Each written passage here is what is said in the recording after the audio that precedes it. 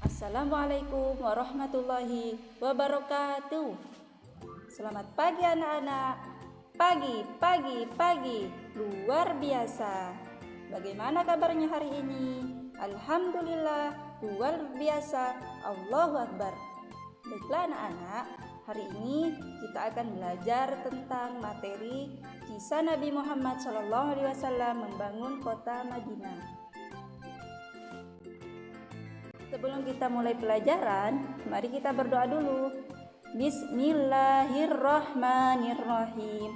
Raditu billahi robba wa bil islami dina wa bi Muhammadin nabiyya wa rasula. Rabbi zidni ilma warzuqni fahman. Amin. Anak-anak, tujuan pembelajaran hari ini yang pertama adalah menceritakan kisah Nabi Muhammad SAW membangun kota Madinah dengan baik. Yang kedua, membuat paparan mengenai kisah Nabi Muhammad SAW membangun kota Madinah dengan mempersaudarakan umat dengan baik. Yang ketiga, menunjukkan sikap toleran, teguh pendirian, dan menghargai perbedaan. Isi materinya, yang pertama, membangun Masjid Nabawi. Langkah pertama yang dilakukan Nabi di mana bukanlah membangun rumah tempat beliau tinggal, tetapi justru membangun masjid. Masjid itu dikenal dengan sebutan Masjid Nabawi.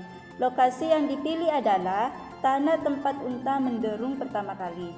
Tanah itu dimiliki dua anak yatim yang bernama Suhail dan Sahal. Keduanya diasuh oleh As'ad bin Zararah.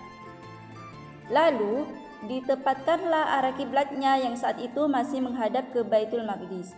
Dua pilar pintu masjid dibangun dari batu, temboknya dari batu bata dan tanah liat, atapnya dari pelepah kurma, sementara tiang-tiang dari batang pohon kurma. Lantainya dihampari kerikil dan pasir. Pintunya ada 3 buah. Panjangnya dari mihrab sampai bangun sepanjang 100 hasta, lebih kurang 45 meter. Sementara lebar kanan kirinya sama.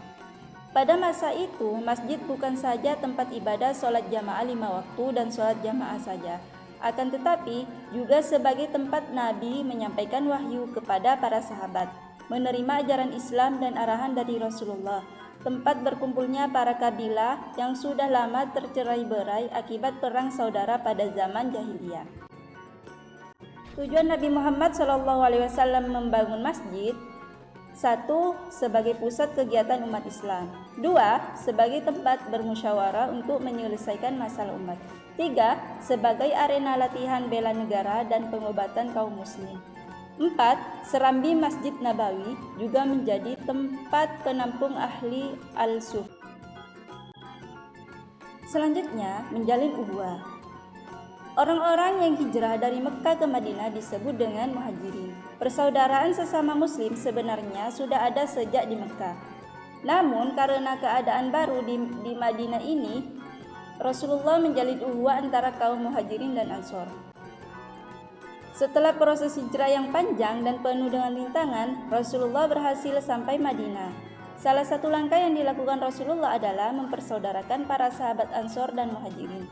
Persaudaraan antara kaum muslim yang dijalin Rasulullah SAW bukan hanya memberi bantuan dari orang kaya kepada yang tidak punya. Persaudaraan ini juga menghapus perbedaan akibat pelecehan terhadap sesama. Proses persaudaraan antara muhajirin dan ansor yang dilakukan oleh Rasulullah merupakan tanda-tanda paling jelas tentang keadilan kemanusiaan dan akhlak dan siapa saja yang dipersaudarakan oleh Nabi Muhammad SAW? 1. Abu Bakar dengan Kharijah bin Zaid. 2. Umar bin Khattab dengan Utsman bin Malik. 3. Utsman bin Affan dengan Aus bin Thabit.